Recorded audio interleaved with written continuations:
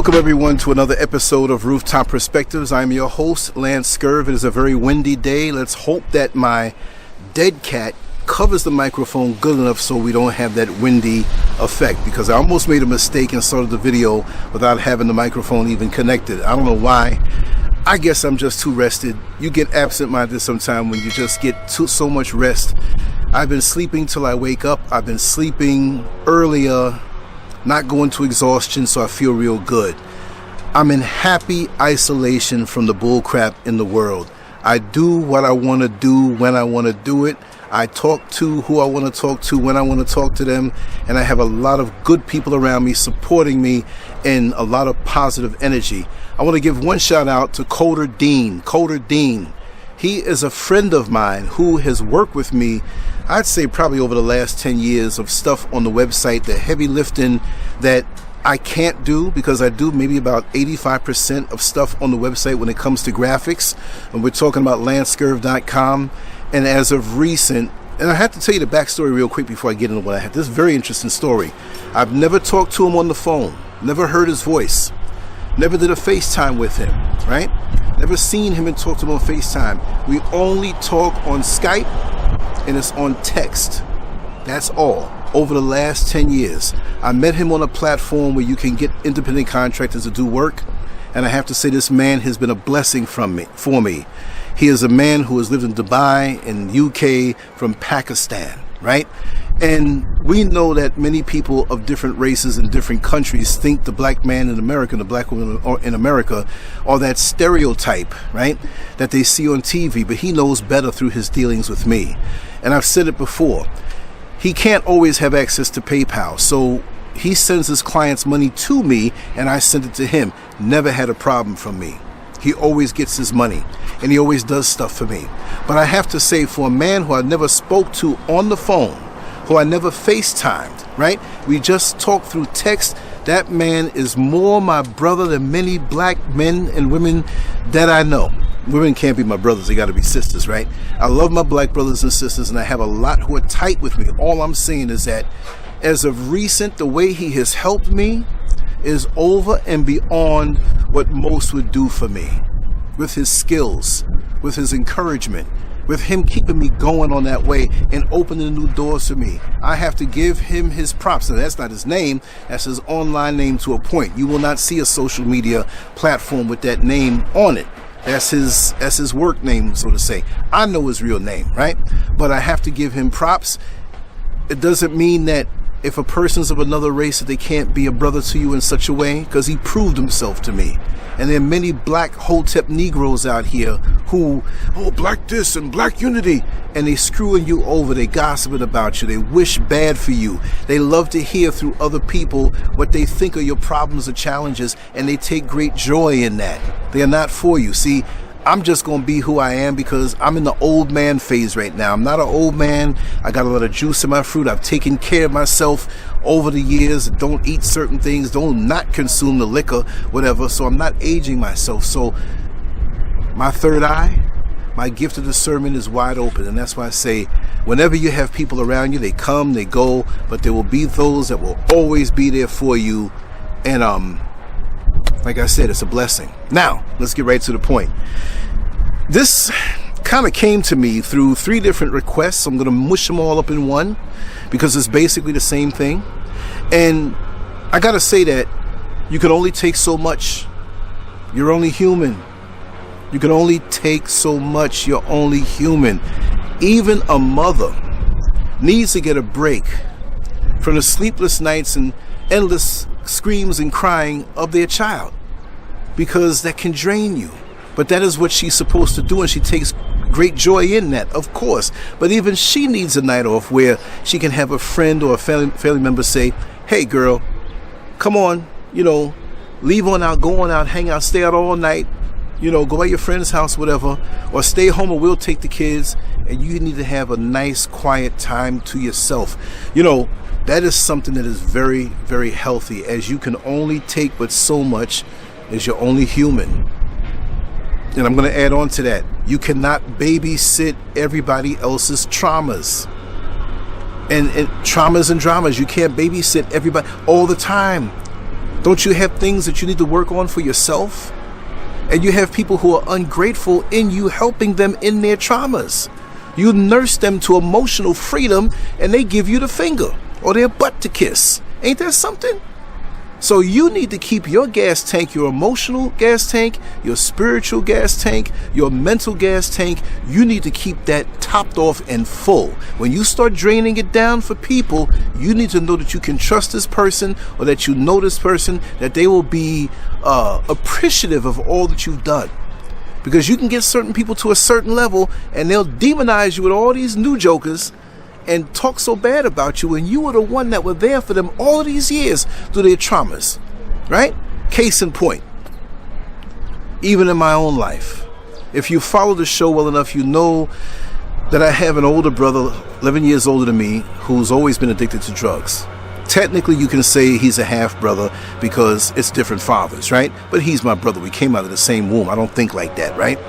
But my mother always gave him the empathy and the hope, and he wasn't ever thinking about getting off that stuff. There wasn't a chance in hell where he was thinking about it. He might have been clean looking for a couple days, the heroin days, the crack days, or whatever. I don't know what he's smoking now. He's still alive. I haven't seen him since 1998 when we ran into each other. I think it was on Fifth Avenue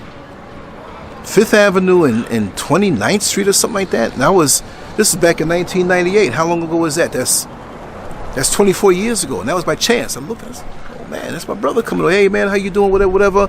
You looking good? Whatever. That's what he was telling me. You know what I mean? You got $5? And he always kept himself nice. Always. And did that day. 4 years before that, he was calling me to find out if he got any money from my mother passing away. That's the extent of our relationship. So if you think that I have not gone through stuff, so this is why in my life, I don't see myself that way all the way, but in a sense, I'll tell you, I'm an orphan. I'm someone who, not that I'm alone in the world, but when he took that book that had all the addresses that my mother had down through the years, the people in the church and friends and family, we didn't have Facebook back then. So when she passed away, I didn't know how to call anybody. I didn't memorize any numbers. I didn't have anything, right? So I'm cut off, and that's distant family. So I had to see this world as a loner. I had to go through this world from that point on, after receiving so much love from my parents and so much love in the neighborhood, which I have some very good friends from the old neighborhood and beyond, that they know each other, we know each other, we talk with each other damn near every day, at least with one of them. And there's one of them that I talk to every day. And that's been a blessing for me, and it's been a support for me. But really and truly, what do I have as far as that's concerned? So I've had to learn how to survive and learn all the tricks of the trade. And it has hardened me in a good way and made me tough in a good way, where you can't really bring me down on those levels, because I know what it's like to be totally alone, and have to make ends meet, totally alone.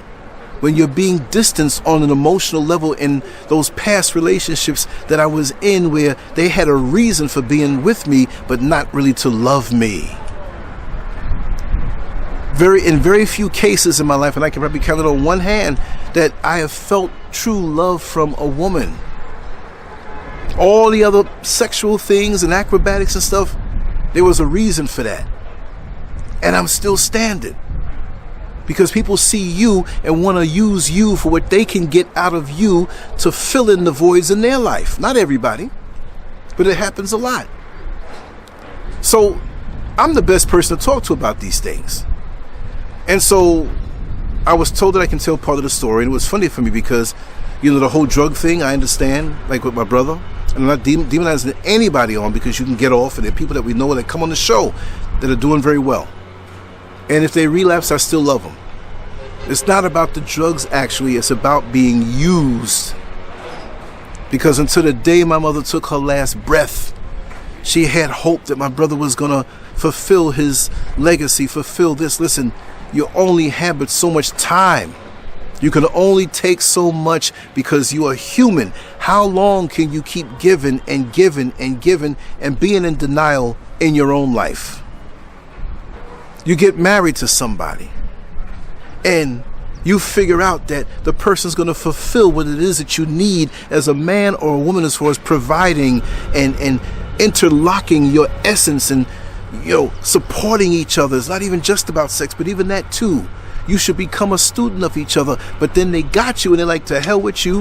Everybody else outside of this household is over you. I'm going to make sure I scorn you, don't do nothing for you, isolate you, whatever. Then guess what?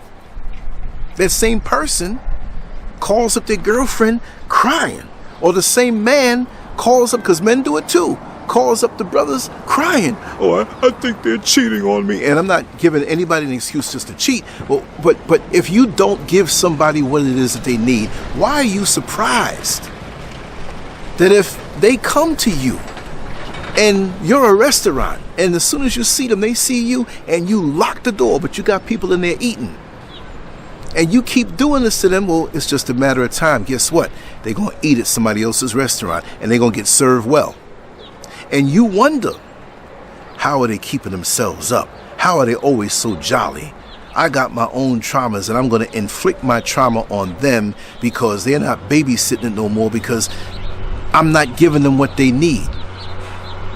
And so after a time, being human, if reciprocation doesn't happen, you don't have to feel guilty. And this kind of went off into a different topic, but I'm coming back on it and it's still really on the same topic. If somebody loves you and somebody encourages you and somebody holds you and you feel it and you're into them and they're giving you what you need freely, don't you ever feel guilty when the Creator gives you something that you need. Don't you shy away from that. Being faithful to trauma. Because if the trauma-filled person understood the role that you have in their life, they'll see your value. But see, there'll be others whispering in their ears, friends, girlfriends, in-laws, because they can't get from them what they used to get from them because they're afraid of that person giving you all as it should in a relationship. So they try to demonize you and they take joy in breaking it apart. And when it does break apart, if God gives you something, take it. I might not have said that 5 years ago. I just have a different mindset now, because people can be so emotionally cruel, and those who get from you when you help them with their trauma and nurse them to strength, they forget who you are sometime. Now that they got their wings flapping, they flap on out of your life, or they stay there and they look at you like a receptacle because you gave of yourself so freely. Be careful, especially when they start pulling back on their appreciation of you. So look, my mother passes away. My brother calls up and all he could think about is money he got. He don't give a damn about whatever happened. That was weeks.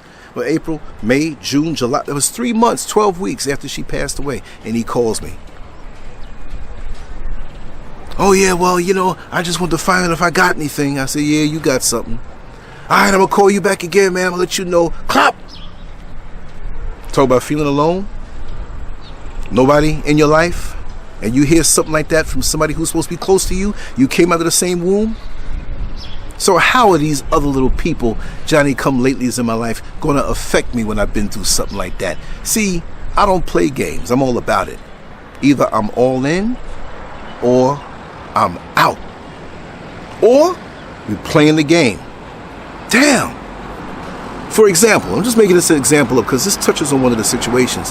How come I don't cook food for my husband, but every time he come home, he's full because he's eating somewhere else, and eating good too? See, nothing really ends and then begins in this life. It's like going to a club and hearing a song that's playing and you're dancing to it, and the DJ starts to mix it in. See, when you're effing up with somebody, there's that song that's right there ready to come on in and take your place. And sometimes it's a better song. But when we give to people, what is it about some of us that we just keep giving and giving and giving and deleting? Why am I saying deleting? I don't know. Depriving ourselves and draining ourselves, hoping that one day they're going to come around and I'm going to be that good person. No, there's a cutoff point. Look, every cup could only hold but so much water before you have to refill it. Every bank account can only hold but so much money before you have to put money in, or you go into overdraft or checks start bouncing. So if nothing's being put back into you, how can people expect for you to constantly give? You are only human, and you can only take but so much. So for the frenemies around you that drain you and use you, and let's go half on this and whatever, they don't care about you. They just want something out of you. Are they going to do the same thing for you when it comes your time? No. But you got to learn that the hard way. So me being a solo-minded person who has walked the lonely roads in life and not cried about it, because I'm the kind of person that I love being by myself. I love being around Mr. SCURV. I love being around my friends, but I love that time that I have being around myself. That kid that would lock himself in the room and draw for hours on end, do my homework, play my records, put the TV on and watch Muhammad Ali fights and work out in there with my weights as a young teenager. I can do that. I'm a creator. What you have to know is that when you let people drain you down so much like this, they are robbing you of life. They're robbing you of life force. I am here in Africa right now. I can't allow any of the naysayers in America stop me from doing what I'm doing here. This is a new place. I've been blessed to meet socialites and people who are in position. Like when you saw me at the art exhibition, I made so many, about 15, 20 different people that I've connected with on social media, and they're going to let me know about all the events. They're even going to have certain stars have me interview them. And so I'm going to let the naysayers, whether they're here or in America or wherever they are, stop me from the new life that I have while they sit there and pissed off and nursing their traumas, and I'm supposed to sit there and be up under them while they throw trauma at me, and I'm supposed to hold it up and drain myself down. And once they're done, they treat you like a used piece of tissue that you use to wipe feces with. They flush you down. Why do I have so much energy all the time? Because I've learned how to cut that off. I've learned how to get rid of that. I'm keeping it for myself. Listen, in April, I'm 60 years old.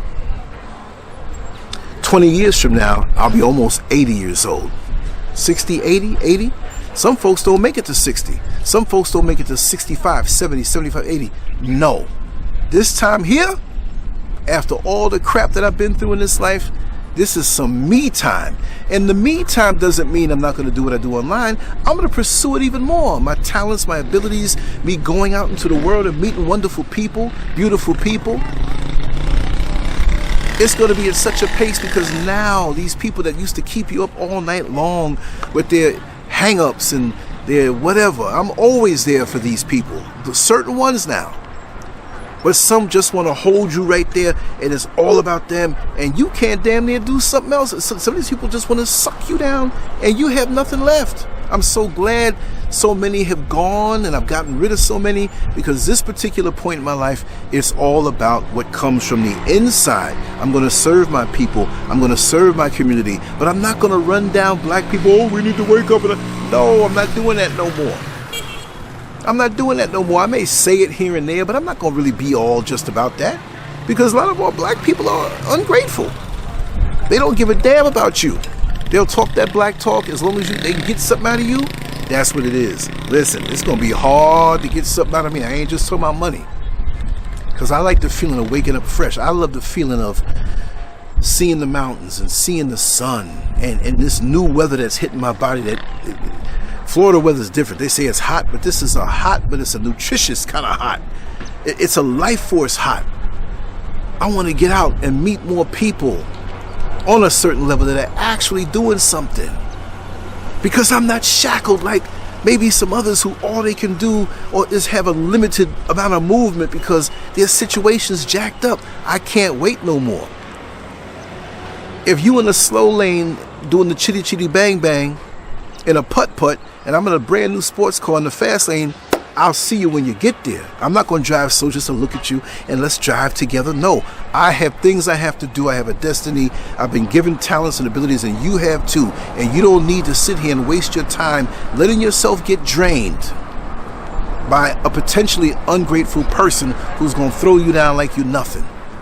No more time wasted. No more life force given away at wholesale bargain basement prices. No, you're too precious. There's too much you have to do in this life, and you are not to feel guilty when opportunities for you being satisfied and you being happy and you making gain come your way. You don't have to say, oh, opportunity, hold on a second. I have to call my friend over here who's just sitting down watching me doing nothing. Oh, would you like to embark on what I'm getting? No, that's for you. Stop watching out for everybody all the time, because these fools don't watch out for you. Especially when your name is in their mouth all the time and it's always about some gossip. I'm going to turn around and want to help you when you've proven to be who you are. Get away from me. I don't even want to see you. I know what I have, and I know my talents and abilities, and I am so excited to rediscover me. And this is what I say to you. Please unplug these entities from your life and rediscover yourself. Wake up with the enthusiasm every day that I do. Where I say, you know what? I was supposed to do this, but I don't want to do that. I'm going to do this today. Or these entities are not infiltrating my life. They are staying right there. They can be shoulder to shoulder with me. I don't know who you are. We don't hang out like that. We don't call each other like that. So be gone with the fake stuff.